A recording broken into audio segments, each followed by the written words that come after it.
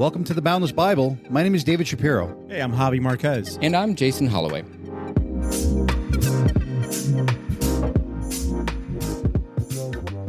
Hey, welcome to the Boundless Bible. Hey, Today is going over a Mishle Shlomo. Mishle Shlomo. Or what do you call me? the Proverbs of Solomon. This is the Book of Proverbs from the Bible, and in Hebrew, what they know that book as is Mishle Shlomo. Oh. Which, yeah, it's cool, right? I love this book. It's in the wisdom section of the Old Testament. Yep. And this is my favorite section of the Old okay. Testament for sure. Like Ecclesiastes is my go-to. It's so real. It's so like smacks you in the face. It's one of those books you read and it just smacks you in the face. But Proverbs was kind of obviously if you're reading linearly, that's how you get into Ecclesiastes. So I think Proverbs was my warm-up to Ecclesiastes. But I never would have thought wisdom books would have been your favorite. Yeah, what do you know? What do you know? Well, I'll tell you something crazy. Just even before we really get into Proverbs, like as we get into Proverbs, when I first read it, I was so like taken by it because it talks about wisdom and it talks about intelligence and it talks about learning and it talks about all these things. And the first maybe 2 or 3 times I read through them, I was like, oh, well, this is about learning. This is about academic and scholarship and, intelligence-oriented things. The more I read it, the more I start to realize that it's not wisdom of academia or scholarship. Right. It's about wisdom of the love of God. It's the wisdom that comes when you submit to God's will versus your will. That's good. It's the intelligence that comes with experience of knowing why you should do that. And just upon that, like it was already a whole new meaning. So like when I read it again this week, it was like total mind-blowing because it's just a whole different book. And wisdom, which is Chokmah in Hebrew, we look at a lot of these Hebrew words, prayer and wisdom. These are actions. They're not just simply, hey, I'm getting knowledge. Yeah. Knowledge is having an understanding. Yeah. While wisdom is putting it into action. Yeah. So this is Applied an action. knowledge, Yeah. right? This is an action book. Yeah. This is not a sit back. I'm just going to read and learn, as you said, as academia. This is how am I going to put this into action for my life? Yeah. And to that point, there was something I literally noted last night that like this whole thing is telling you how to live, but you're still meant to live it, right? You're still meant to do the thing you're being asked to do, which we've talked previously is what faith is. That's right. Faith is not a noun. Faith is a verb. So Proverbs, when you look at it, it's not about knowing the information. It's about acting upon the information. And that's how you get to know God. Like that's how you get to know it's making God into a verb and not a noun. The proverb, that's what it's spelled, right? Yeah. Is there something there, do you think? I have no idea. As far as verbs? Yeah, because you're throwing verb around. Verbs. Yeah. Maybe. I don't know. I mean, I'm not a linguist, but I bet you there's something in there. Yeah. Okay. Yeah. Contextually, Proverbs is a collection of sayings and instructions, but you're right. It is for living a life that honors God. Mm-hmm. Again, it's this action of how am I going to put this into play to connect with God, to live in a life that He would want me to live, that honors Him. So this is really, again, that action. And I also hear that this is a book of probabilities. This is not a, hey, if I do this, this isn't a guarantee of if I do this, this will happen. Right. But it is a probability if I'm living this sort of life, chances are I will have a better quality. Or if I live this type of life, chances are I'm going to fall into a pitfall of issues.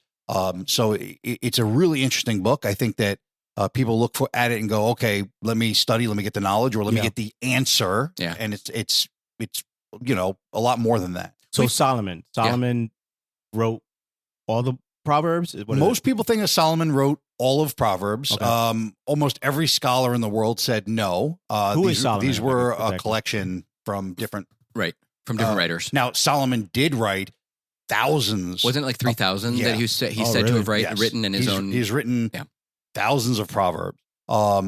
Many are included in this. Mm-hmm. We'd be, fools. We would not be wise to think that he was not. Good callback. He's written as much as like what his name, like right Hebrew letters are numbers. Mm-hmm. So you spell out his name as how much Proverbs maybe he written or something like that.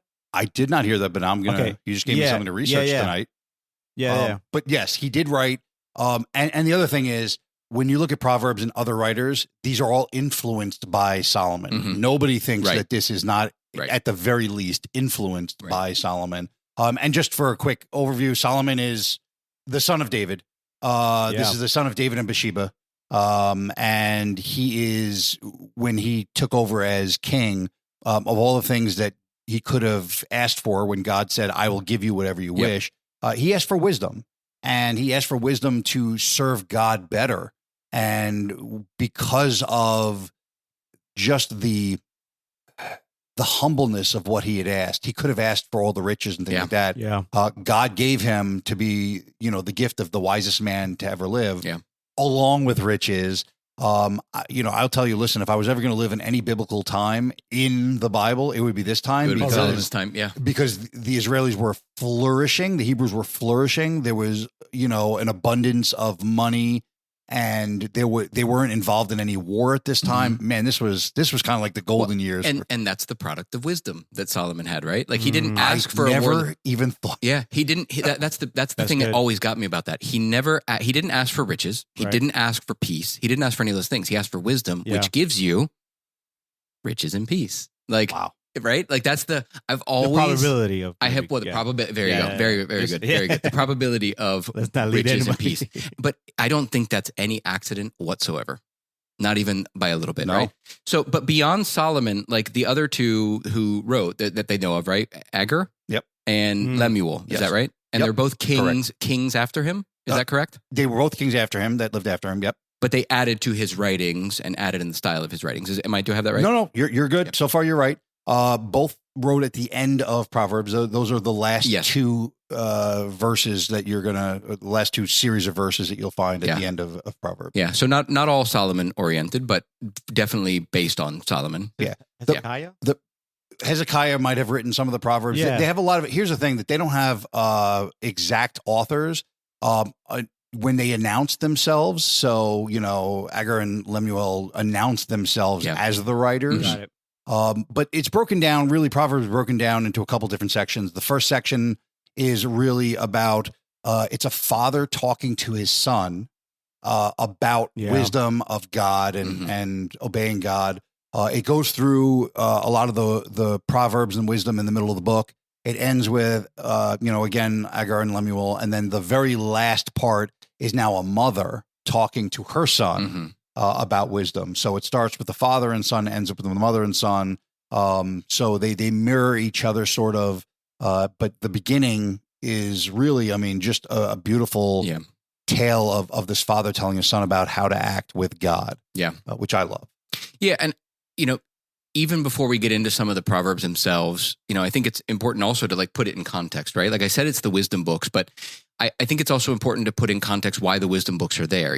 If you're looking back at the Old Testament, the Old Testament is about teaching you about the nature of God and teaching you about the nature of humans and teaching about the nature of the relationship between God and humans, right? Yeah. That's the Old Testament. In the beginning, you have this creation story. You move into, how do humans act and how does God react? How do humans act? How does God react? Yeah. This goes through the historical period. And the whole thing is, I think we said this on a previous episode about being about patterns and being able to identify God, what God's nature is through how he reacts to humans and man's nature, how he reacts to himself and God. Okay. And so it's kind of like the wisdom section is here just in case you didn't get the implicit part of it.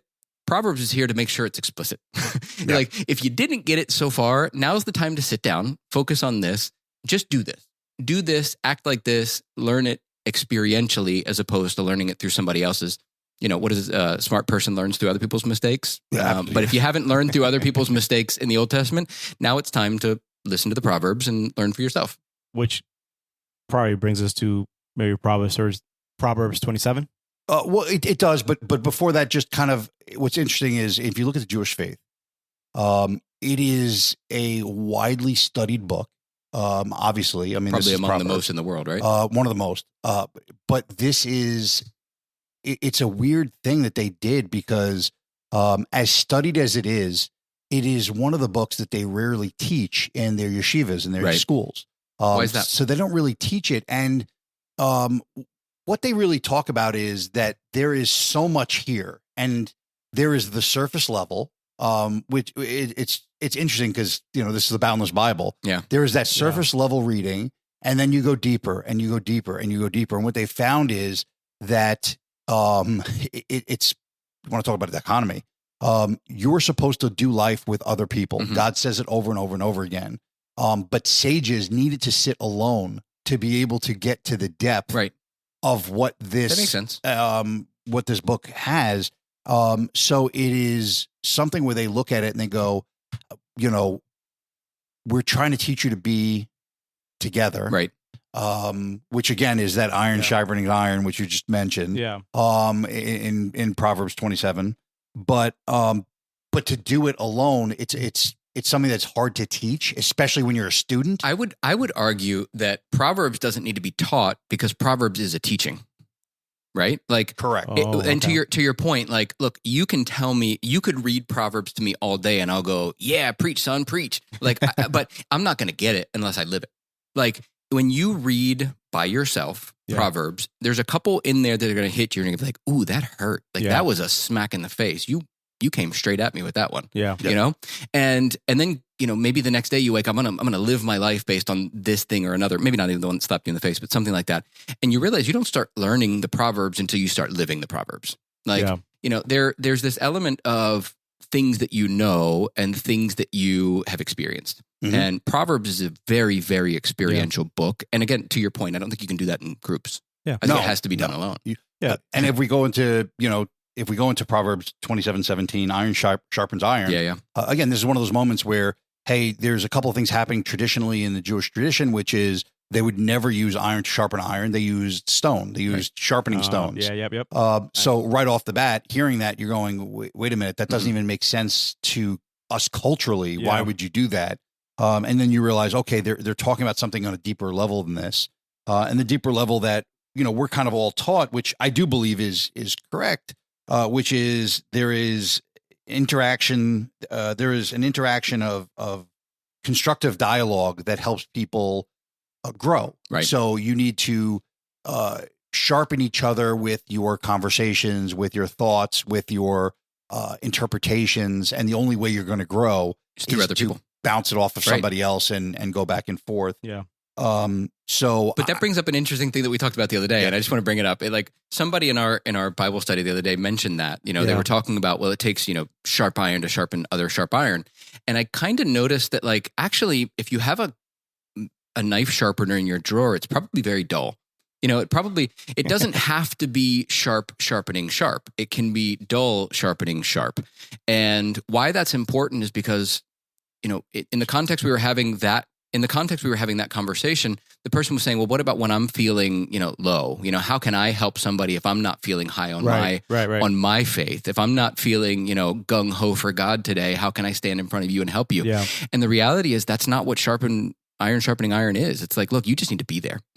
You need to be there. Like, you might even be able to be at one of your lowest points, and somebody calls you up, and you can fill them with the lessons and meaning, and they can go away very sharp, and you're still feeling you're still feeling dull, and that's okay because you're still doing what you're meant to do. And so I don't know, I just thought it was kind of profound when we talked about that, because we don't always feel our sharpest. We don't, and yet we can still be useful.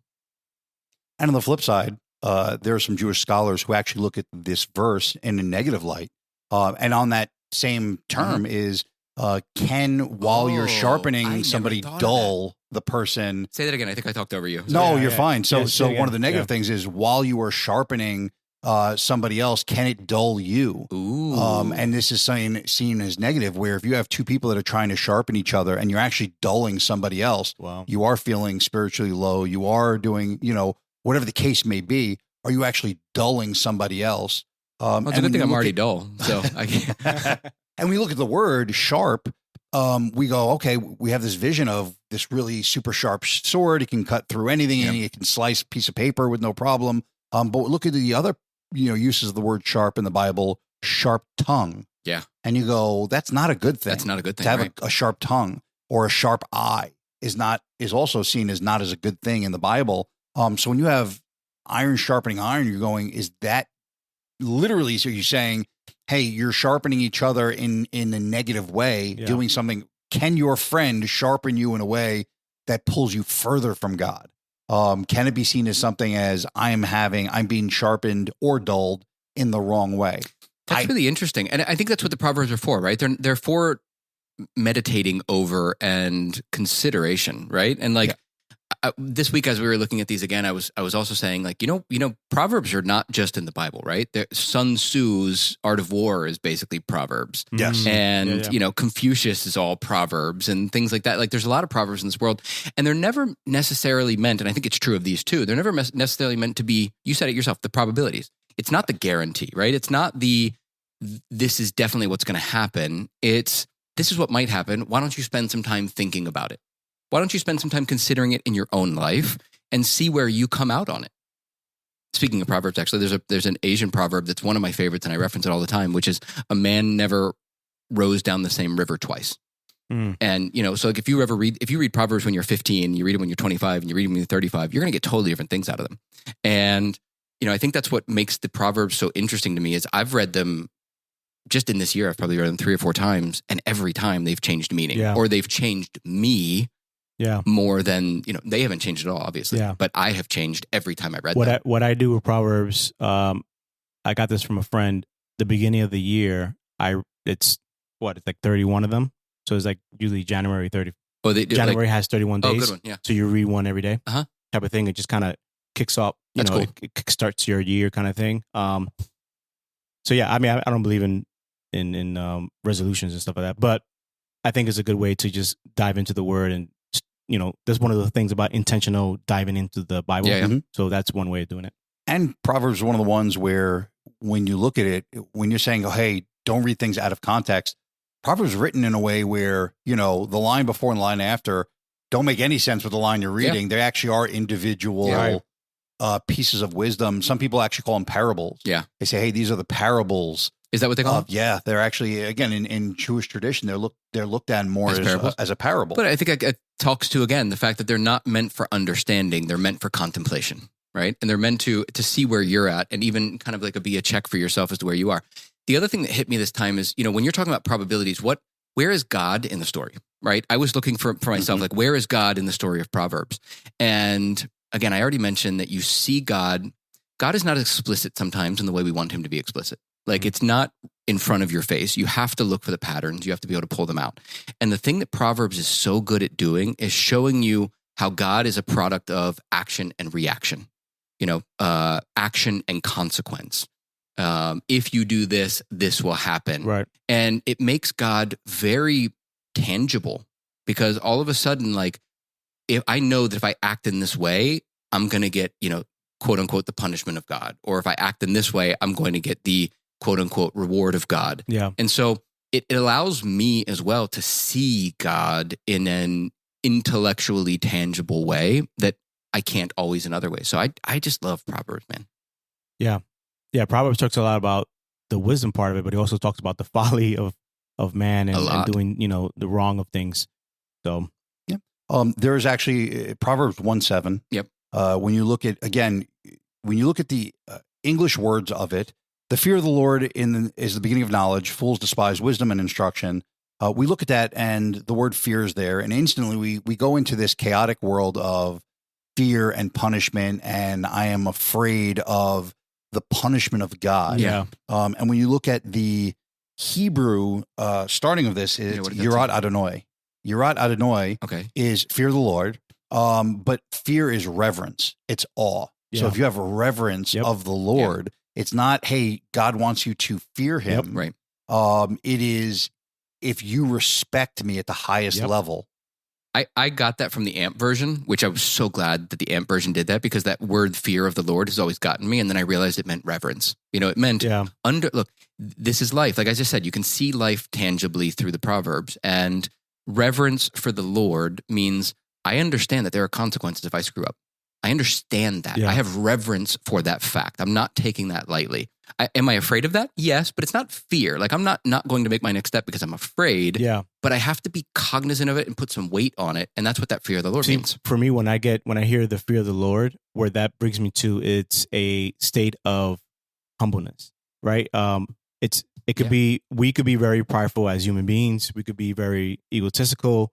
we could do all things. We want to control all things. And when you fear somebody, you're kind of at their mercy. And that's how I see fear of the Lord. And within coming towards God and coming towards situations with that posture, which is being, I'm at the mercy of God. Only you know how to do this, but I'm going to walk in faith in that. I'm able to be a brother. I'm able to be 100%. You know what I'm saying? So that's exactly what I was saying about this time when I read it. I realized that the wisdom that they're speaking about, and the knowledge that they're speaking about, and the intellect that they're speaking about, is being able to understand how God fits into things and how God is your wisdom.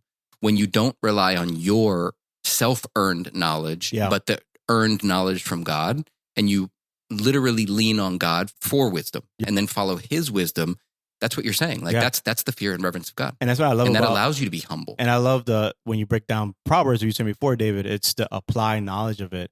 And it's also not just, well, I'm going to let you do it, God. No, God's like, no, I gave you instructions to apply it and go for it. Exactly. I don't want you to fail, but you will. And when you do, it could be very humbling, but also you could revert back to me and continue to try, right? Revert back to me, meaning God. And come back to him and stuff like that. So the Proverbs is really powerful. There's a lot of, there's one that I kind of take on within myself. Which is that? And I break down Proverbs 3. Okay. It's kind of jumping around, but I made this discipline verses for me and how to like apply wisdom, but also how to go about life and stuff like that. But it jumps around. I won't go into it. I just wanted to say that I'm with you guys. Proverbs has shaped my life. So what you're saying essentially is that you took a bunch of the pieces from Proverbs 3 that really spoke to you, and you put it into your own statement of maybe truth that you can reference on a regular basis that kind of gives you a mission statement for yourself. That's exactly it, yeah. That's cool. That's really cool. I hadn't realized it before, but as I was looking through some verses, I realized that, we were talking about faith and the importance of, making this a verb and not a noun. And it says here in Proverbs 2:3, furthermore, if you call out to insight and lift your voice to understanding, if you seek it like silver and search for it like hidden treasure, then you will understand the fear of the Lord. So it's even telling you within it like that. And there's many, many others like that, but it tells you that you need to, it's an action. This is an action book. This is not a learning book. This is an action book. Yeah. And I think that's such an important thing. David, what's your favorite proverb? The iron sharpening iron is a big one for me, but actually going into Proverbs 3, just like you did, Javi, but Proverbs 3:5-6 is trust in the Lord with all your heart and do not lean on your own understanding and always acknowledge him and he will make your straight your paths. This is one that we have heard quite a few times. Talked about it, yeah. But when you look at it and you break it down really quickly, it's, trust in the Lord, and we kind of go trust in the Lord with all your heart, but it's going trust in the Lord with all of your heart. The keyword. Right? It's just that's the part where you need to go. But then also, do not lean on your own understanding. This is the part where sometimes we don't have the answers. Sometimes, and I know it seems like a cop out. Somebody goes rarely, in fact. Yes, like rarely do we have the answers. This is God's word. God is so huge. We have to remember that we are these finite men trying to understand what this huge God said and means and feels and how it works. But we don't have to lean on our own understanding. God is going to show us the way. He is going to give us not only probability. We talked about probabilities earlier of the peace and riches of this time period. And we're going, well, it wasn't that Solomon once used wisdom and the probability was, hey, I hit the jackpot Good here. call. Every single step of the way, he was using this wisdom.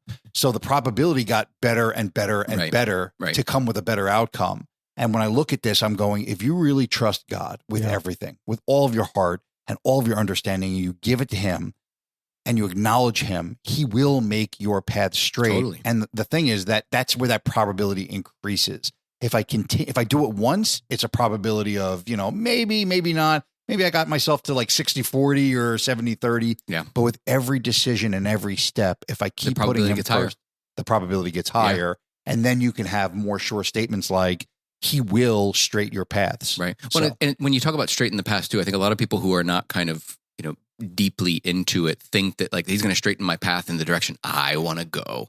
And so true. And that's not it, right? Like, and this is something that self has to fall away a little bit to understand is it's not about where I want to go.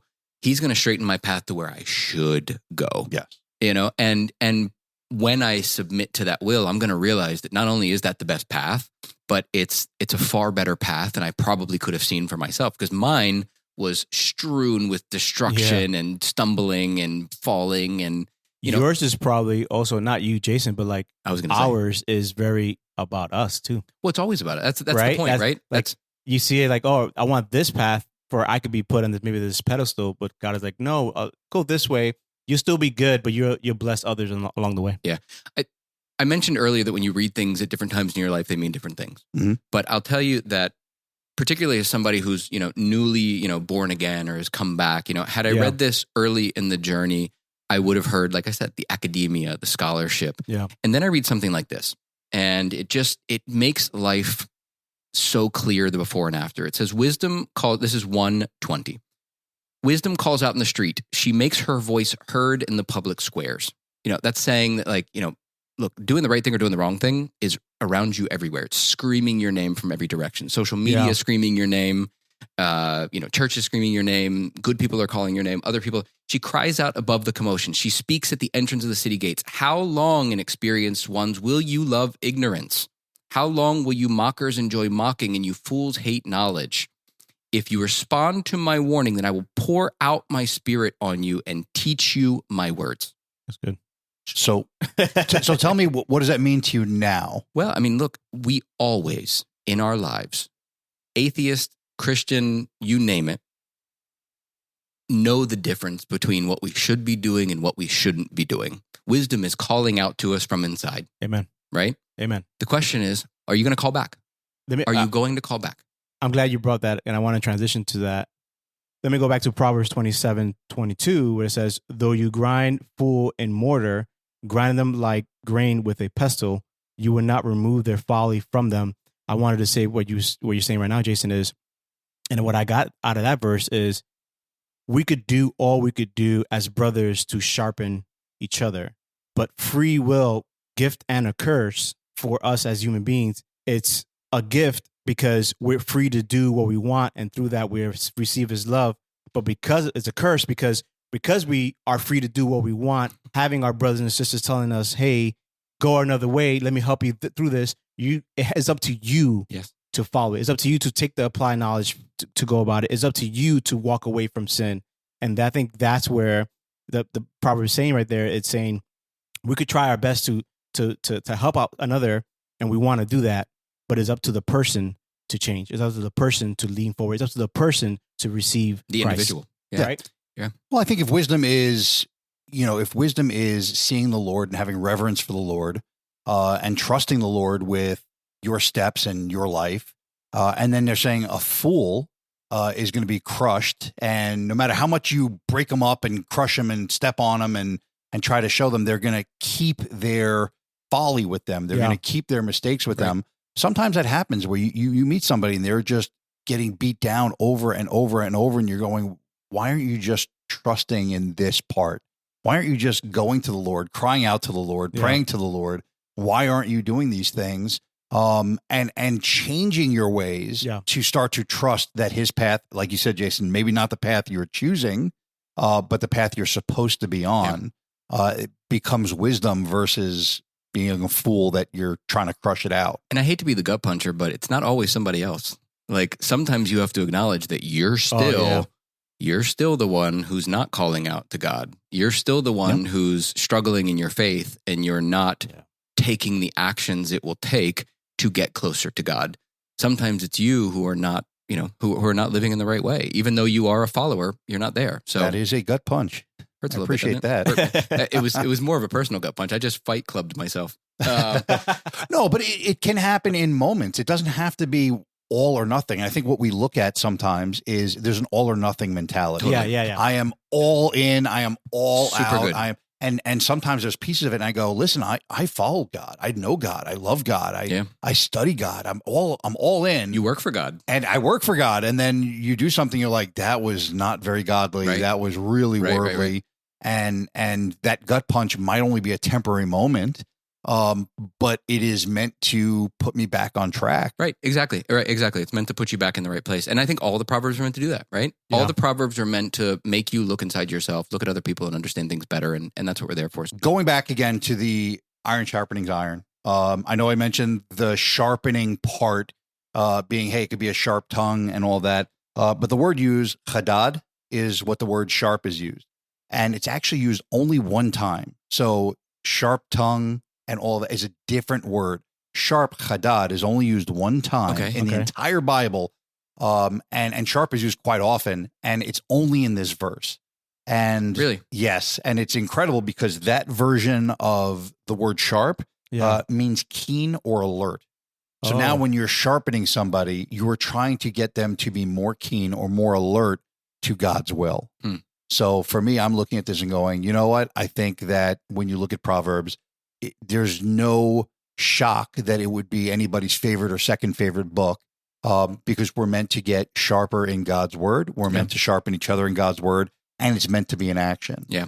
So, guys, we could talk about Proverbs forever. And I bet we will. I bet we will probably from time to time jump into Proverbs and just talk about particular Proverbs, because this could be a lot of fun. Proverbs is a really important book. And it's not just an important book to read. It's an important book to read and try to act upon. Yes. There's so many things that we could talk about in this book, and I'm sure we will later again. But, you know, we would love your take. If you've read something that really stuck out to you, please send us an email. Hit us up on social media. But always a pleasure to talk to you. We appreciate your time, appreciate your energy listening. Like, subscribe, follow. All those help us out. And let us do more of this for you. Appreciate your time. Thank you. Bye-bye. Later, guys. Shalom.